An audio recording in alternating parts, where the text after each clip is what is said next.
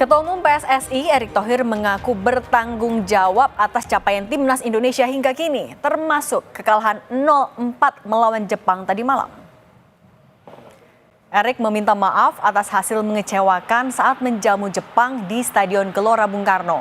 Namun Erick menegaskan Indonesia belum tersisih dari kualifikasi Piala Dunia zona Asia karena masih ada 5 pertandingan tersisa, termasuk 3 pertandingan kandang. Target 4 besar yang diberikan ke timnas menurut Erick masih sangat mungkin dicapai. Selanjutnya Indonesia akan bertemu Arab Saudi pada Selasa 19 November.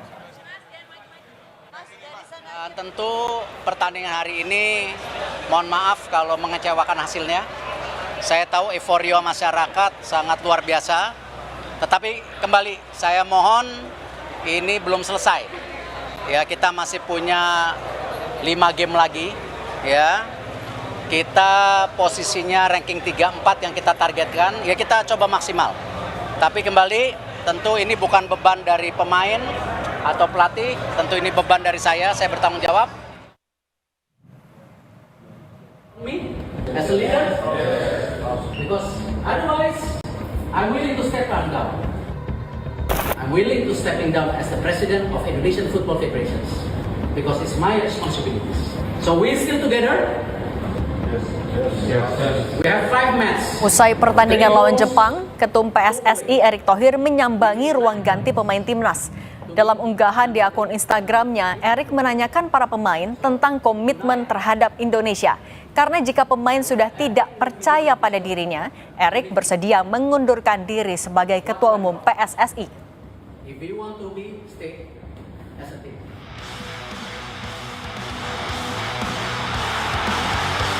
Jay Itzes dan kawan-kawan gagal mencuri poin di kandang sendiri saat menghadapi Jepang tadi malam. Skuad Garuda kalah telak 0-4.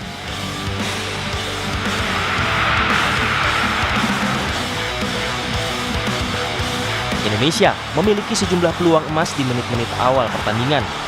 Ragnar Oratmangun yang sudah berhadapan 1 lawan 1 dengan kiper Jepang tak mampu menuntaskan peluang. Setelah 30 menit, permainan pun dikuasai timnas Jepang. Samurai Biru membuka keunggulan pada menit ke-35 dari gol bunuh diri Justin Hubner.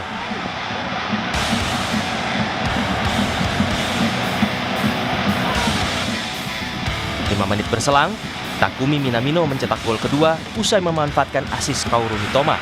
Skor 2-0 di babak pertama.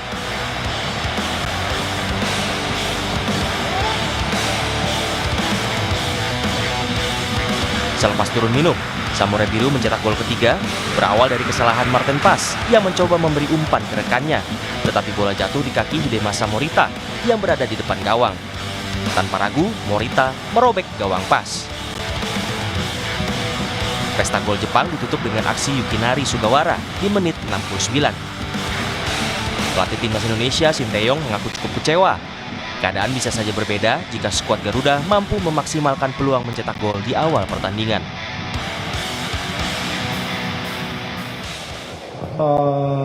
사실 피파 랭킹이랑 모든 면에서 우리가 부족했지만 나름대로 우리가 열심히 준비했는데 많이 아쉽다 생각이 들고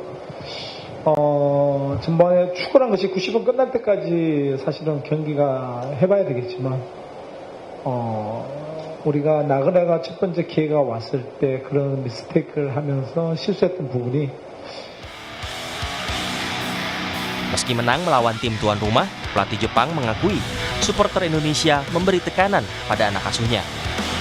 一方、インドネシアの、サポーターが作り出す、